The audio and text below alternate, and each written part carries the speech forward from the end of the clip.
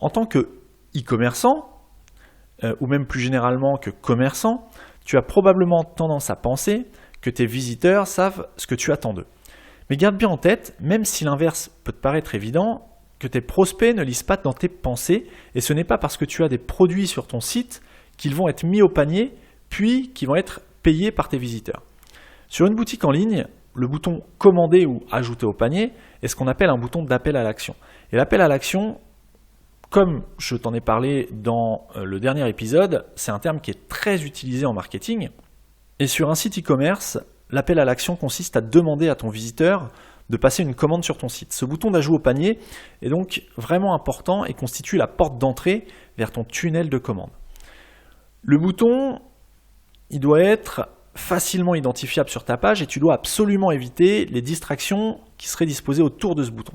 Tu ne dois pas, par exemple, mettre un bouton permettant de calculer les frais de port de façon hyper visible juste à côté de ton bouton d'ajout au panier.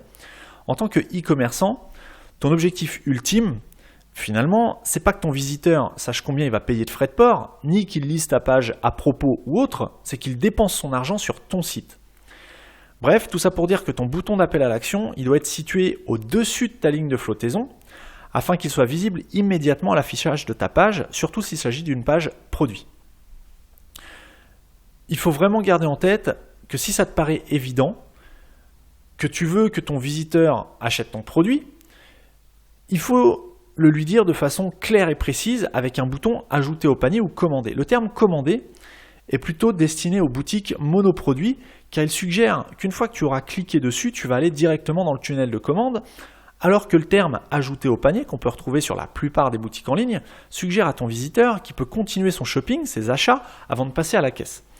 Donc, si tu es sur une boutique en ligne traditionnelle avec des catégories qui listent plusieurs produits, ça peut être une bonne idée de faire de tes pages produits des landing pages sur lesquelles tu vas afficher un bouton « Commander » et qui va aussitôt rediriger le client vers le tunnel de commande. Parce qu'in fine, ce que tu veux, c'est pas forcément que ton client continue son shopping pour au final partir de ton site, avant même de passer à la caisse. Ce que tu veux, c'est qu'il achète. Donc c'est exactement l'expérience que propose Amazon à ses utilisateurs. Si tu as déjà commandé sur Amazon, tu as probablement remarqué qu'il te propose deux alternatives. La première, c'est un bouton « Ajouter au panier », ce qui te suggère que tu peux continuer à faire tes courses avant d'aller dans le tunnel de commande. Et la deuxième alternative proposée par Amazon sur une même fiche produit, c'est le bouton « Acheter maintenant », ce qui te dirige aussitôt vers le tunnel de commande et donc vers le paiement du produit.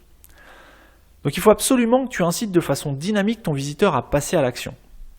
Ensuite, une raison pour laquelle il ne faut pas avoir peur d'inciter à l'achat, c'est qu'indirectement, en ayant une attitude passive vis-à-vis de tes visiteurs, tu leur suggères inconsciemment que tu ne crois pas assez à ton produit pour susciter l'enthousiasme en le proposant.